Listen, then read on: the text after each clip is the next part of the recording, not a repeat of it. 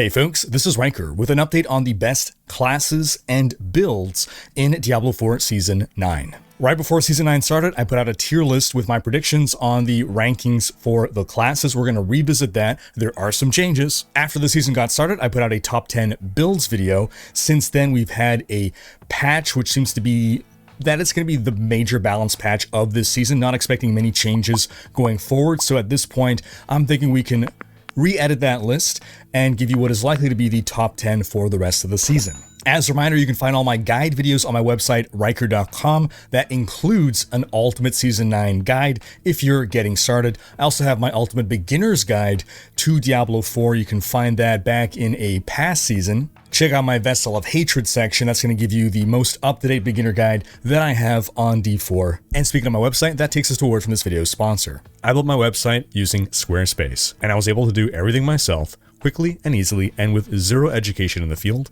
all thanks to how easy Squarespace is to work with. Squarespace even has a new AI tool called Design Intelligence, which combines 2 decades of industry-leading web design expertise with the latest AI tech to empower you to build a beautiful-looking, personalized website made exactly for your needs and your unique identity.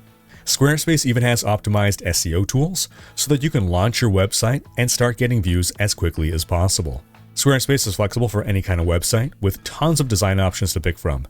You can easily connect all your social accounts and also upload your video content and organize your video library. You can sell products or services, and with Squarespace Payment, you have an easy way to manage your payments in one place. You're just a few clicks away from being able to receive payments through your website, all while offering customers popular payment methods like Apple Pay, ClearPay, Klarna, and ACH Direct Debit. Basically, if you want to build a website, I recommend Squarespace. So head to squarespace.com/Rhykker or click the link in the description to start your free trial and use code Rhykker to get 10% off your first purchase of a website or domain. That's squarespace.com/RHYKKER and use code Rhykker. Okay, the first thing we're going to do is update our class tier list. This is what the tier list looked like at the start of the season. And again, real quick, a class that is S tier, that's a class that is just amazing at every aspect of the game, from leveling 1 to 60 to speed farming the end game to bossing to pushing in the pit. It just destroys all content and has multiple builds that can do so. Now the tier list is relative, so the further away you are from S tier, the more further behind you are what might be the best class. So things that'll bring down a class is if the class only has one good build, for instance. Even if that build is the best build in the game, I'm not going to say that class is the best class if it just has one good build. Or maybe that class can push further in the pit than any other class, but then it sucks at speed farming, which is a big part of what you do in the game. That's why I separate out the top 10 builds. So with that said, as you can see, things looked very dire for the Barbarian going into Season 9. I had him all the way down in F tier. Good news for Barbarians. We are bringing him up. He was underestimated. We are bringing him up to C tier. Still behind all the other classes, but not as terribly so. Barbarian did get a lot of buffs with that latest patch. Those buffs didn't make a whole lot of difference in the top end of Barbarian play. It did help a little bit on the lower end, elevate some builds, and also just some builds were underestimated going into the season. Now in B tier, we still have the necromancer, but Druid is gone, and Druid has in fact been elevated up into A tier.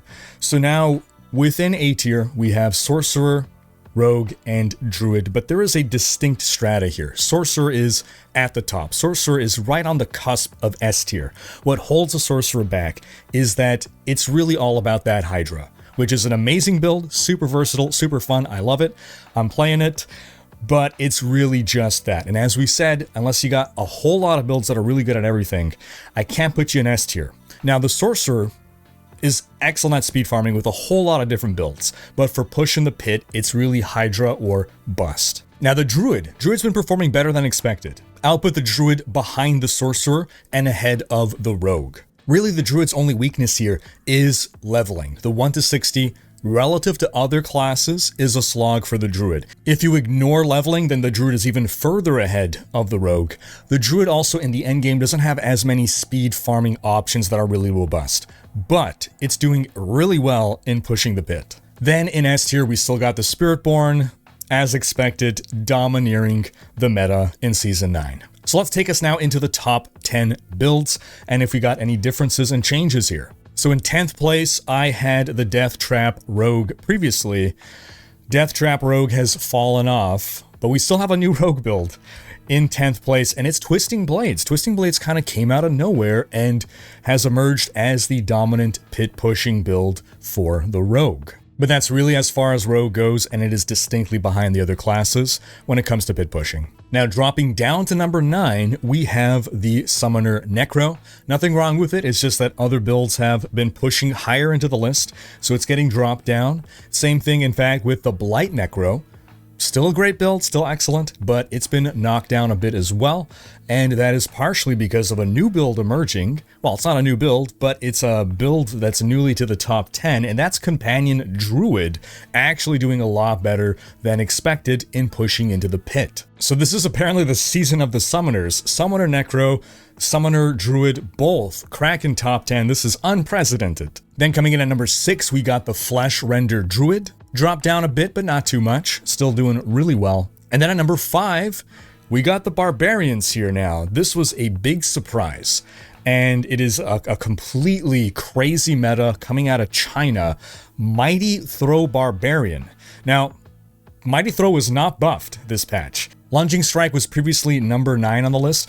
Lunging Strike has fallen out of favor. It's arguably close to Twisting Blades Rogue. Maybe, you know, it can be racing for 10th place. But Mighty Throw. It's a Mighty Throw build, but the gameplay really is setting things up for 12 seconds, popping Mighty Throw, it goes on cooldown for 12 seconds, you set things up again for 12 seconds. If you're not pit pushing, I can't really recommend you play this build, but it is the most powerful barb build for Greater Rift, or rather pit pushing. Otherwise, Lunging Strike, it's a lot more intuitive, it's a lot more enjoyable of a playstyle, and again, you know, it's maybe just behind 10th place. Let's put it at 11th place. That takes us to number 4. That's going to be the Necromancer's Blood Wave, and that's about where it was before, right? We had it in 5th place.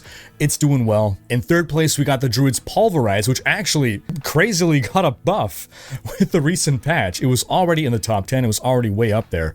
And yeah, now it's rank 3. As it squeezed its way up a little further.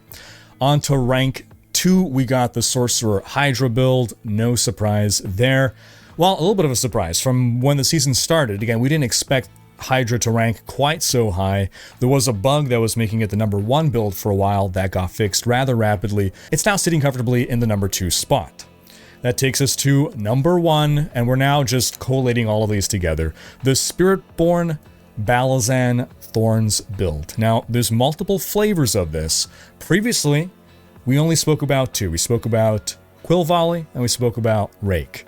And we had put Quill Volley ahead of Rake, but we can see, and in theory, it ought to perform better. But in practice, Rake has been vastly outperforming Quill Volley at the highest tiers of play in the hands of the best players, pushing the highest pit levels, and nothing comes close.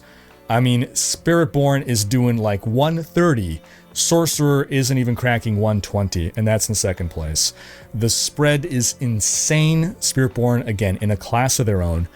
And Crushing Hand Spiritborn actually emerging as another powerful contender and possibly the number 1 variant of Balazans. Now, Crushing Hand is tankier than the other 2, and that tankiness really helps when you're pushing those pits. It does deal less damage as a consequence, especially against single targets, so boss fights are going to be a real slog, and it's also resetting its cooldowns less frequently. So that'll be the update, folks. Sound off in the comments with your thoughts. What build, what class are you running this season? Drop it in the comments, because that's going to wrap up this video, folks. Thanks for watching. If you enjoyed this video, give it a thumbs up and share it, and subscribe to join Rhykker's Raiders for more Diablo content.